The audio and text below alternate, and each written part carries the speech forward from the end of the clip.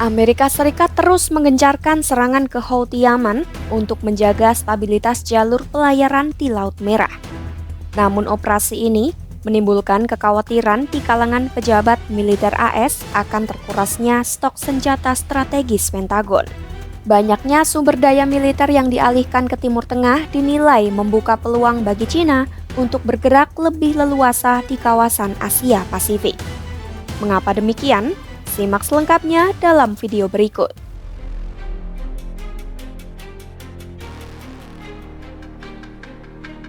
AS kini berada di posisi sulit dalam mengatur dan menyeimbangkan alokasi sumber daya militernya.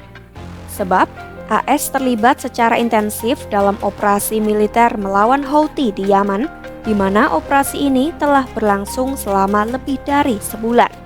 Operasi tersebut ternyata jauh lebih besar dan mahal daripada yang diumumkan secara resmi oleh Pentagon kepada publik.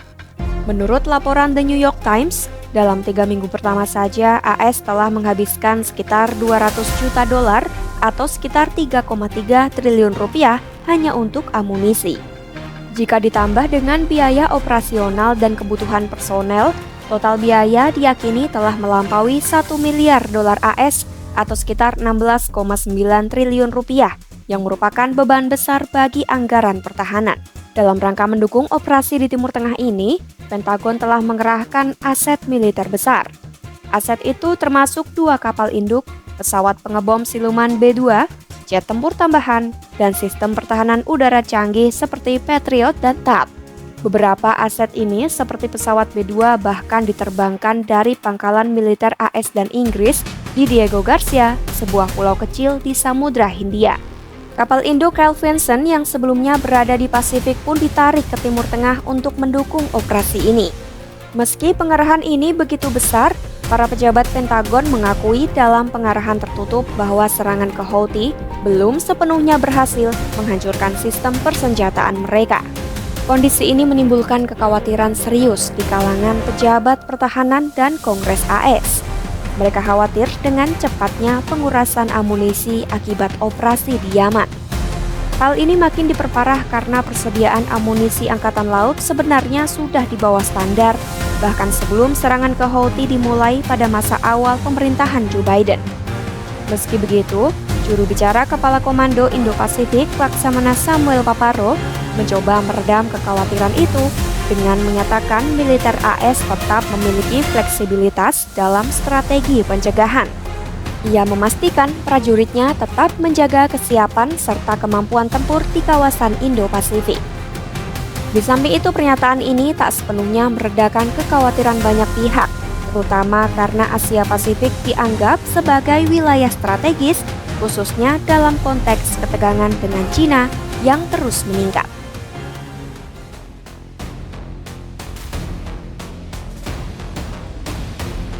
Para komandan militer AS yang bertugas memikirkan kemungkinan konflik dengan China mulai khawatir.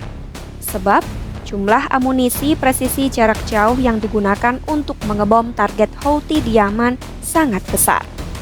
Akibatnya, Pentagon mungkin akan memindahkan stok senjata dari wilayah Asia Pasifik ke Timur Tengah untuk mendukung operasi tersebut. Ini berarti gudang senjata yang seharusnya disiapkan untuk kemungkinan konflik dengan China justru akan dipakai untuk operasi di Timur Tengah. Jika dalam waktu dekat terjadi konflik skala besar di Asia, misalnya dengan China, maka militer AS dapat menghadapi kesulitan operasional yang nyata akibat kekurangan persenjataan. Menanggapi hal ini, Menteri Pertahanan AS Pete Hegseth menegaskan pemerintahan Trump berkomitmen penuh untuk mengalihkan fokus ke kawasan Asia guna mencegah ancaman dari China. Ia menyebutkan Filipina, Jepang, Korea Selatan, dan Australia akan menjadi bagian dari barisan pertahanan bersama. Di saat yang sama, China terus membangun kekuatan militer dan persenjataan nuklirnya. Presiden China Xi Jinping menyatakan keinginan untuk mengendalikan Taiwan meski tanpa jadwal pasti. Taiwan sendiri menjadi titik rawan utama dalam ketegangan AS-China. Trump cenderung berhati-hati mengambil posisi, sementara pendahulunya, Biden, menegaskan AS akan membela Taiwan dari serangan besar-besaran. Ketegangan ini semakin kompleks dengan adanya perbedaan suara di kalangan elit AS, misalnya Elon Musk yang mendukung Taiwan berada di bawah Cina dan Marco Rubio yang menentang perubahan status quo.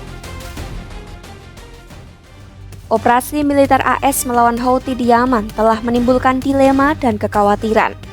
Apakah menjaga dominasi di Timur Tengah atau mempertahankan kesiapan penuh di Asia Pasifik untuk menghadapi Cina?